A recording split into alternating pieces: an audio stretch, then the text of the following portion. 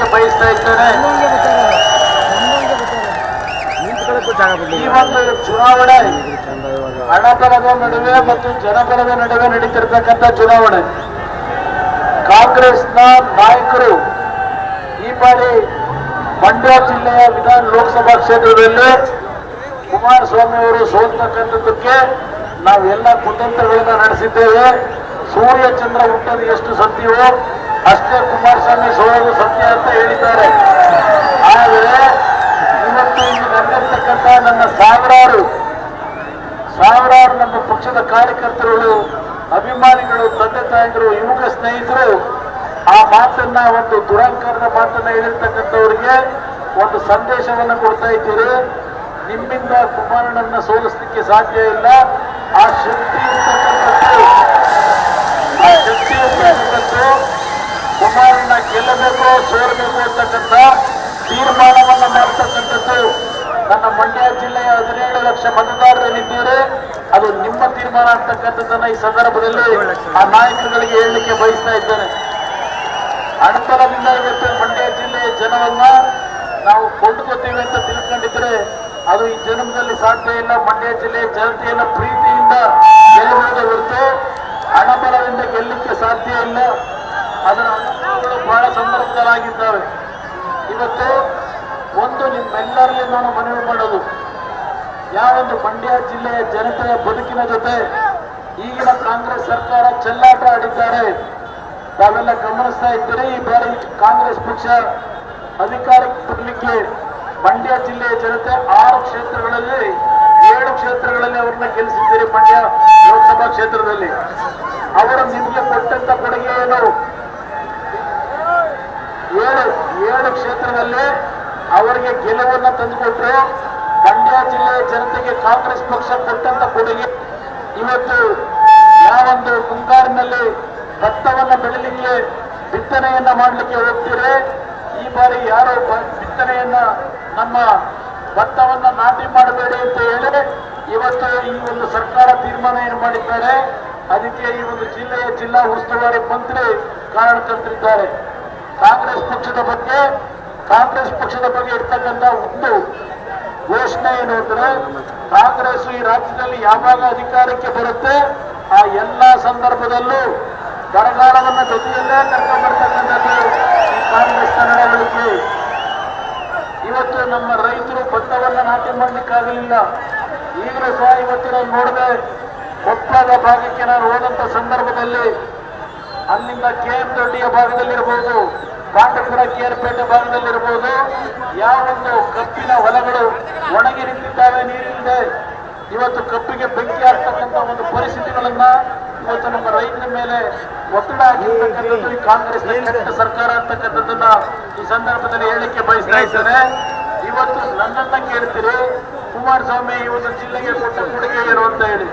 ನಾನು ಕಾಂಗ್ರೆಸ್ ನಾಯಕರನ್ನ ಕೇಳ್ತೇನೆ, ನೀವು ಯಾವ ಕೊಡುಗೆಯನ್ನ ಕೊಟ್ಟಿದ್ದೀರಿ ಈ ಜಿಲ್ಲೆಗೆ? ಇವತ್ತು ನನ್ನ ರೈತರು ಸಂಕಷ್ಟದಲ್ಲಿದ್ದಾರೆ, ಯಾವ ಬೆಳೆ ಪರಿಹಾರ ಕೊಟ್ಟಿದ್ದೀರಿ ನಿಮ್ಮನ್ನ ಕೇಳಕ್ಕೆ ಬಯಸ್ತೇನೆ. ಇವತ್ತು 2,000 ರೂಪಾಯಿ ಬೆಳೆ ಪರಿಹಾರ ಅಂತ ಹೇಳ್ತೀರಿ, ಅದು ಸಹ ಇನ್ನು ಹಲವಾರು ರೈತ ಕುಟುಂಬಗಳಿಗೆ ಹೋಗಲಿಲ್ಲ. ಇದು ಕಾಂಗ್ರೆಸ್ ಸರ್ಕಾರ ನಡ್ಕೊತಾ ಇರ್ತಕ್ಕಂಥ ರೀತಿಗಳೇನಿದೆ. ನಾನು 2018 ಈ ರಾಜ್ಯದಲ್ಲಿ ಒಂದು ಘೋಷಣೆಯನ್ನ ಮಾಡಿದೆ, ಚುನಾವಣೆಗಿಂತ ಮುಂಚೆ ನನ್ನನ್ನ ಇವತ್ತು ಕೊಟ್ಟಿದ್ದೀಯ ಅಂತ ಕೇಳ್ತಾ ಇದ್ದೀರಿ ಕಾಂಗ್ರೆಸ್ ನಾಯಕರೇ. ಅವತ್ತು ನಾನು ನನ್ನ ರೈತ ಬಂಧುಗಳು ಆತ್ಮಹತ್ಯೆಗೆ ಶರಣಾಗ್ತಿದ್ದರು. ಯಾವೊಂದು ಸಕ್ಕರೆಯ ನಾಡು ಅಂತಕ್ಕಂಥ ಹೆಸರನ್ನು ಹೊಂದಿರ್ತಕ್ಕಂಥ ಈ ಒಂದು ಕಬ್ಬು ಬೆಳೆಯತಕ್ಕಂಥ ಪ್ರಮುಖವಾದಂತಹ ಜಿಲ್ಲೆ 2016-17 ಇದೇ ಕಾಂಗ್ರೆಸ್ ಸರ್ಕಾರ ಆಡಳಿತದಲ್ಲಿದ್ದಾಗ 200 ರೈತ ಕುಟುಂಬದಲ್ಲಿ ಆತ್ಮಹತ್ಯೆ ಪ್ರಕರಣಗಳಾಯಿತು. 200 ರೈತ ಕುಟುಂಬದಲ್ಲಿ ಆತ್ಮಹತ್ಯೆ ಆದಾಗ ಯಾವ ಕಾಂಗ್ರೆಸ್ ನಾಯಕರು ಆ ರೈತರ ಕುಟುಂಬಕ್ಕೆ ಸಾಂತ್ವನ ಹೇಳಲಿಕ್ಕೆ ಹೊರಟು ಹೋದ್ರಿ? ಯಾವ್ದಾದ್ರು ಒಂದು ಮನೆಗೆ ಭೇಟಿ ಕೊಟ್ರ ನೀವು? ಇವತ್ತು ನೀವು ನನ್ನನ್ನ ಪ್ರಶ್ನೆ ಮಾಡ್ತಾ ಇದ್ದೀರಿ. ಅವತ್ತು ನಾನು ಅಧಿಕಾರದಲ್ಲಿ ಇಲ್ಲದೆ ಇದ್ರು ಪ್ರತಿ ರೈತ ಕುಟುಂಬಗಳ ಮನೆಗೆ ಹೋಗಿ ನನ್ನ ಕೈಲಾದ ಮಟ್ಟಿಗೆ ಆರ್ಥಿಕ ನೆರವನ್ನು ಕೊಟ್ಟು ಯಾವ ರೈತ ಕುಟುಂಬದಲ್ಲೂ ಆತ್ಮಹತ್ಯೆಗೆ ಶರಣಾಗಬೇಡಿ, ಈ ಒಂದು ಮನವಿಯನ್ನು ಸಲ್ಲಿಸಿ ನಿಮ್ಮ ಕುಟುಂಬಗಳನ್ನು ರಕ್ಷಣೆ ಮಾಡಲಿಕ್ಕೆ ನಾನು ನಮ್ಮ ಪಕ್ಷದ ಸರ್ಕಾರವನ್ನು ತರಲಿಕ್ಕೆ ಪ್ರಯತ್ನ ಪಡ್ತಾ ಇದ್ದೇನೆ. ಜನತಾದಳ ಸರ್ಕಾರ ಅಧಿಕಾರಕ್ಕೆ ಬಂದರೆ ನಿಮ್ಮ ಸಾಲವನ್ನು ಸಂಪೂರ್ಣವಾಗಿ ರಾಷ್ಟ್ರೀಕೃತ ಬ್ಯಾಂಕ್ಗಳ ಸಾಲವನ್ನು ಒಳಗೊಂಡಂತೆ ಮನ್ನಾ ಮಾಡ್ತೀನಿ ಅಂತಕ್ಕಂಥ ಘೋಷಣೆ ಮಾಡಿದ್ದೆ. ಆಗ ಕಾಂಗ್ರೆಸ್ ಪಕ್ಷವನ್ನ ಜನ ತಿರಸ್ಕಾರ ಮಾಡಿದ್ರು. 79 ಸ್ಥಾನ ಅವ್ರು ಗೆದ್ರು, 39 ಸ್ಥಾನ ನಾವು ಗೆದ್ದಿದ್ರು. ಆಗ ಬಂದ್ರು ಬಿಜೆಪಿ ಬಿ ಟೀಮು ಅಂತ ಹೇಳ್ತಾ ಇದ್ದಂತ ಕಾಂಗ್ರೆಸ್ನ ನಾಯಕರು ದೇವೇಗೌಡರು ಮನೆ ಬಾಗಿಲು ತಟ್ಕೊಂಡು ಬಂದ್ರು. ಇಲ್ಲ ನೀವು ಬಿಜೆಪಿ ಜೊತೆ ಸರ್ಕಾರ ಮಾಡಬೇಡಿ, ನೀವು ನಮ್ಮ ಜೊತೆ ಸರ್ಕಾರ ಮಾಡಬೇಕು ಅಂತ ಹೇಳಿ ಒತ್ತಾಯ ಹಾಕಿ ದೇವೇಗೌಡರ ಸಂದರ್ಭದಲ್ಲಿ ಮಲ್ಲಿಕಾರ್ಜುನ್ ಖರ್ಗೆ ಅವ್ರನ್ನ ಮುಖ್ಯಮಂತ್ರಿ ಮಾಡಬೇಡಿ, ನನ್ನ ಮಗನಿಗೆ ಆರೋಗ್ಯ ಸರಿ ಇಲ್ಲ ಅಂತ ಹೇಳಿದ್ರು. ಆದರೂ ಬಲವಂತವಾಗಿ ನನಗೆ ಆ ಒಂದು ಸ್ಥಾನದ ಪಟ್ಟವನ್ನು ಕಳೆದಂತವರು ಯಾವ ರೀತಿ ನಡೆಸ್ಕೊಂಡಿದ್ದೀರಿ ಗೊತ್ತಿದೆ. ಆದರೂ ಎಲ್ಲ ನನಗೆ ಅವಮಾನಗಳನ್ನ ಸಹಿಸಿಕೊಂಡು ನನಗೆ ನೀವು ಕೊಟ್ಟಂತಹ ಕಿರುಕುಳಗಳ ಅವಮಾನವನ್ನು ಸಹಿಸಿ ಅವತ್ತು ನನ್ನ ರೈತರ ಸಾಲ ಮನ್ನಾ ಮಾಡತಕ್ಕಂಥ ಘೋಷಣೆಯನ್ನು ಮಾಡಿದ್ದೆ. ಸ್ವತಂತ್ರವಾದ ಸರ್ಕಾರ ನನ್ನ ಪಾಲಿಗೆ ಬರದೇ ಇದ್ರು ನನ್ನ ಮಂಡ್ಯ ಜಿಲ್ಲೆಯ ಜನತೆಯ ಸಂಕಷ್ಟವನ್ನ ಬಗೆಹರಿಸತಕ್ಕಂಥದ್ದು ಅಷ್ಟೇ ಅಲ್ಲ, ಇಡೀ ರಾಜ್ಯದಲ್ಲಿ ಸುಮಾರು 2-3 ಸಾವಿರ ರೈತರ ಆತ್ಮಹತ್ಯೆ ಪ್ರಕರಣಗಳೇನಾಗಿತ್ತು. ಆ ಸನ್ನಿವೇಶದಲ್ಲಿ ನಮ್ಮ ಸರ್ಕಾರದಲ್ಲಿ 25,000 ಕೋಟಿ ಹಣವನ್ನು ಬಿಡುಗಡೆ ಮಾಡಿ ಯಾವ ಕಾಂಗ್ರೆಸ್ ನಾಯಕರು ಮಂಡ್ಯಗೆ ಏನು ಕೊಡುಗೆ ಕೊಟ್ಟಿದ್ದೀಯಾ ಅಂತಿದ್ದೀರಿ.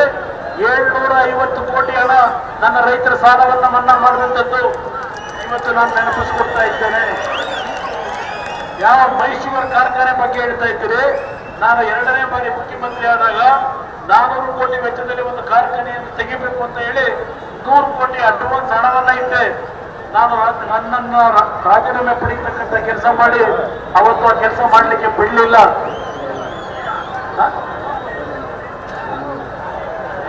ನಾನೇನೇ ಇರ್ದಲ್ಲ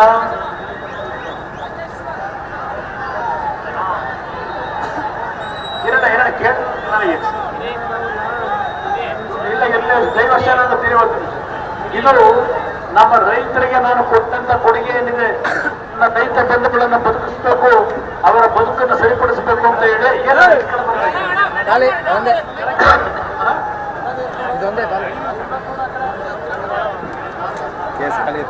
ಆಲೋಚನೆ ಕೊಡ್ತಾ ಇಲ್ಲ ಅಂತ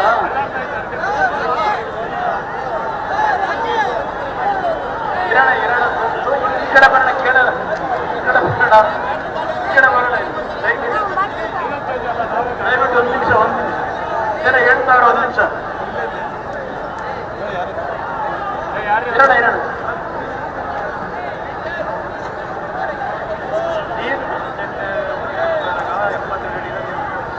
ಇಲ್ಲ, ಇದು ಅಣ್ಣ ಏನ್ ಹೇಳ್ತಾರೆ ಅಂದ್ರೆ ನಮ್ಮ ರೈತ ಮುಖಂಡರು 2018ರಲ್ಲಿ 2 ಬೆಳೆಗೆ ನೀರು ಕೊಟ್ಟಿದ್ದೀನಿ, 2 ಬೆಳೆ ಬೆಳೀಲಿಕ್ಕೆ ನೀರು ಕೊಟ್ಟಿದ್ದೀನಿ, ಅದು ಹೇಳಿ ಅಂತ ಹೇಳ್ತಾ ಇದ್ದಾರೆ. ಇವತ್ತು 72 ಅಡಿ ನೀರಿತ್ತು, ಇವತ್ತು 98 ಅಡಿ ನೀರಿದೆ. 98 ಅಡಿ ನೀರಲ್ಲಿ ಇವತ್ತು ನನ್ನ ರೈತರಿಗೆ ಬೆಳೆ ಬೆಳೆಬೇಡಿ ಅಂತ ಹೇಳಿ ಪಾಪ ಮೇಕೆದಾಟಿನಲ್ಲಿ ಪಾದಯಾತ್ರೆ ಮಾಡಿದ್ರು. ಮೇಕೆದಾಟು ಕಟ್ತೀವಿ ಅಂತ ಹೇಳಿ ಪಾದಯಾತ್ರೆ ಮಾಡಿ ನಮ್ಮ ನೀರು ನಮ್ಮ ಹಕ್ಕು ಅಂತ ಹೇಳಿದಂತ ಇದೇ ಕಾಂಗ್ರೆಸ್ ನಾಯಕರು ಈಗ ಅಧಿಕಾರಕ್ಕೆ ಬಂದ ಮೇಲೆ ನಮ್ಮ ನೀರು ನಮ್ಮ ಹಕ್ಕು ಮಾಡಿದ್ರು. ನಮ್ಮ ನೀರು ತಮಿಳುನಾಡಿನ ಹಕ್ಕು ಅಂತ ಹೇಳಿ ನಿರಂತರವಾಗಿ ನೀರನ್ನ ತಮಿಳುನಾಡಿಗೆ ಬಿಟ್ಟಿದ್ದಾರೆ. ಇವತ್ತು ಮೊನ್ನೆ 2 ದಿನಗಳ ಹಿಂದೆ ಸಿದ್ದರಾಮಯ್ಯನವರು ಮುಖ್ಯಮಂತ್ರಿಗಳು ದೇವೇಗೌಡರು ಒಂದು ಮಾತು ಹೇಳಿದ್ದಾರೆ. ನಿಮ್ಗೇನು ವಿಶ್ವಾಸದಲ್ಲಿದ್ದಾರೆ ನರೇಂದ್ರ ಮೋದಿ ಅವರು, ನಮಗೆ ಕೇಂದ್ರ ಸರ್ಕಾರದಿಂದ ಮೇಕೆದಾಟು ಯೋಜನೆಯನ್ನು ಕಟ್ಟಲಿಕ್ಕೆ ಅನುಮತಿ ಕೊಡಿಸಿ ಕೆಲಸ ಶುರು ಮಾಡ್ತೀವಿ ಅಂತ ಹೇಳಿದ್ದಾರೆ. ನಾನು ಮುಖ್ಯಮಂತ್ರಿಗಳಿಗೆ ಹೇಳ್ತಕ್ಕಂಥದ್ದು, ನನ್ನ ಮಂಡ್ಯ ಜಿಲ್ಲೆಯ ಜನತೆಯ ಇವತ್ತು ಸಮ್ಮುಖದಲ್ಲಿ ಹೇಳ್ತಕ್ಕಂಥದ್ದು, ನೀವು ಏನು ಹೇಳ್ತಾ ಇದ್ದೀರಿ, ಈಗ ನೀವು ಪಕ್ಕದ ರಾಜ್ಯ ತಮಿಳುನಾಡು ಜೊತೆ ಚುನಾವಣೆಯಲ್ಲಿ ಹೊಂದಾಣಿಕೆ ಮಾಡ್ಕೊಂಡಿದ್ದೀರಿ. ಅವರ ಜೊತೆಯಲ್ಲಿ 8 ಸ್ಥಾನದಲ್ಲಿ ಚುನಾವಣೆಗೆ ನಿಂತಿದ್ದೀರಿ. ಇವತ್ತು ಪ್ರಣಾಳಿಕೆಯನ್ನು ಬಿಡುಗಡೆ ಮಾಡಬೇಕಾದ್ರೆ ಇದೇ ತಮಿಳುನಾಡು ಸರ್ಕಾರ ಹೇಳ್ತಾರೆ ಮೇಕೆದಾಟನ್ನು ಕಟ್ಟಲಿಕ್ಕೆ ನಾವು ಯಾವುದೇ ಕಾರಣಕ್ಕೂ ಬಿಡಲ್ಲ. ಇದನ್ನ ತಮಿಳುನಾಡು ಸರ್ಕಾರ ಹೇಳ್ತಾ ಇದೆ. ಸಿದ್ದರಾಮಯ್ಯನವರೇ, ನಿಮಗೆ ಏನಾದ್ರೂ ಕನ್ನಡಿಗರ ಬಗ್ಗೆ, ನಮ್ಮ ರೈತರ ಬಗ್ಗೆ, ಮಂಡ್ಯದ ಬಗ್ಗೆ ನಿಮಗೇನಾದ್ರೂ ಅಲ್ಪ ಸ್ವಲ್ಪ ಚಿಂತನೆ ಅನುಕಂಪ ಇದ್ರೆ ಮೊದಲು ಶಿವಕುಮಾರ್ ಅವರೇ ತಮಿಳುನಾಡು ಹೋಗಿ ಅಲ್ಲಿಯ ಮುಖ್ಯಮಂತ್ರಿಗೆ ಹೇಳಿ, ಇವತ್ತು ನೀವೇನ್ ಪ್ರಣಾಳಿಕೆಯಲ್ಲಿ ಹೇಳ್ತೀರಿ ಇವತ್ತು ಮೇಕೆದಾಟ ಕಟ್ಟಲಿಕ್ಕೆ ಬಿಡಲ್ಲ ಅಂತ ಹೇಳಿ ಅದನ್ನ ವಾಪಸ್ ತೆಗೆದುಕೊಂಡಿರ್ತಕ್ಕಂಥದ್ದನ್ನ ಅಲ್ಲಿ ವಿವರಣೆ ಮಾಡಿ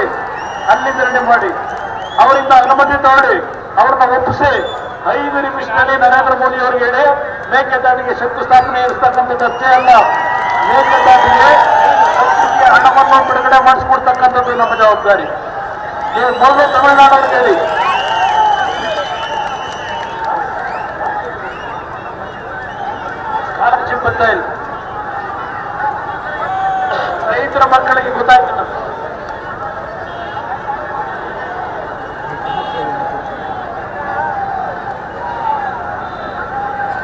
ರೈತ ನಿಧಿಯನ್ನ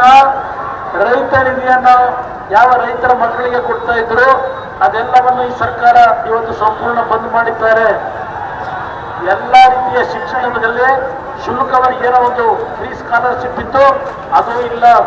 ಇವತ್ತು 5 ಗ್ಯಾರಂಟಿಗಳ ಬಗ್ಗೆ ಏನ್ ಚರ್ಚೆ ಮಾಡ್ತಾ ಇದ್ದಾರೆ ನನ್ನ ತಾಯಂದ್ರು, ನೀವು ಅರ್ಥ ಮಾಡ್ಕೊಳ್ಳಿ. ಆ 2,000 ರೂಪಾಯಿ ಕೊಡೋದು, ಬಸ್ನಲ್ಲಿ ಫ್ರೀ ಹೋಗ್ಲಿಕ್ಕೆ ಕೊಡ್ತಾ ಇರ್ತಕ್ಕಂಥದ್ದು, ಇವೆಲ್ಲ ಏನ್ ಹೇಳ್ತಾ ಇದ್ದಾರೆ, ನಾವು ಹೆಣ್ಣು ಮಕ್ಕಳು ಕೊಟ್ಟಿದ್ದೇವೆ ಅಂತ ಹೇಳಿ. ಪಾಸ್ ಕೊಟ್ಟಿಲ್ವ? ಇಲ್ಲಿ ನಿಮಗೆ 2,000 ಅಂತಾರೆ. ಅಲ್ಲೇನು ಮಾಡಿದ್ರೆ 2,000 ನಿಮಗ್ ಕೊಡೋದಕ್ಕೆ ನಿಮ್ ಕುಟುಂಬದ ದುಡಿಮೆ ಮಾಡೋ ಮಕ್ಕಳು ಇಲ್ಲ ನಿಮ್ಮ ಮನೆ ಯಜಮಾನ್ರು ಅವರೇನ್ ದುಡಿಮೆ ಮಾಡ್ತಾರೆ. ಆ ದುಡಿಮೆ ಮಾಡಿದ ಮೇಲೆ ನಾವೇ ಸರ್ಕಾರದವರು ಉತ್ಸಾಹ ಕೊಡ್ತೀವಲ್ಲ, ಪ್ರೋತ್ಸಾಹ. ಅಲ್ಲಿ ಹೋಗಿ ಸಾಯಂಕಾಲ ವೈನ್ ಅಂಗಡಿಲಿ ಅಲ್ಲಿ ಹೋಗಿ ಒಂದು ಪಾಯಿಂಟ್ ತಗೊಂಡ್ರೆ ಮಕ್ಕಳು 50 ರೂಪಾಯಿ ಇತ್ತು, ಈಗ ಎಷ್ಟು ರೂಪಾಯಿ ಆಗಿದೆ? 180 ರೂಪಾಯಿ. ಇಲ್ಲಿ ನಮ್ಮ ಹೆಣ್ಣು ಮಕ್ಕಳಿಗೆ ತಾಯಂದ್ರಿಗೆ 2,000 ಕೊಟ್ಟು ನಿಮ್ ಮನೇಲಿರೋ ದುಡಿಮೆ ಮಾಡೋದ್ರ 4,000 5,000 ರೂಪಾಯಿ ಕೈಯಾಗ ಪಿಂಕ್ ಪ್ಯಾಕೆಟ್ ಮಾಡೋ ಪಿಂಕ್ ಪ್ಯಾಕೆಟ್ ಸರ್ಕಾರ ಇದು.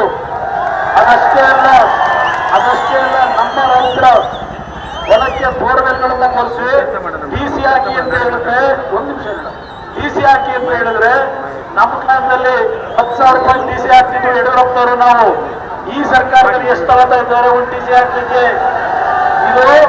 ಇದು ಈ ಕಾಂಗ್ರೆಸ್ ಸರ್ಕಾರ ನಮ್ಮ ರೈತರ ಹೊಟ್ಟೆಯ ಮೇಲೆ ಹೊಡೆದು ಈ ಸರ್ಕಾರ ಯಾವ ರೀತಿ ನಡೀತಾ ಇದೆ ಯೋಚನೆ ಮಾಡಿ. ಇದು ಇವರ ಕಾರ್ಯಕ್ರಮ ಯೋಗ್ಯತೆ. ಚಾಪಕ್ಕಾಗೋದಕ್ಕೆ 20 ರೂಪಾಯಿ 50 ರೂಪಾಯಿ ಇದ್ದಿದ್ದು ಇವತ್ತು ಎಲ್ಲಿ ತಗೊಂಡೋದ್ರು. ಇವತ್ತು ಇದೆಲ್ಲ ನನ್ನ ತಾಯಿದ್ರು ನೀವು ಅರ್ಥ ಮಾಡ್ಕೊಳ್ಳಿ, ನಮ್ಮ ತಾಯಿದ್ರು ಅರ್ಥ ಮಾಡ್ಕೊಳ್ಳಿ. ಅದೆಂತರು 1 ಲಕ್ಷ ರೂಪಾಯಿ ಕೊಡ್ತಾರೆ, ಈಗ ನಿಮ್ಗೆ 2,000 ರೂಪಾಯಿ ಕೊಡ್ತಾವ್ರಲ್ಲ, ಆ 2,000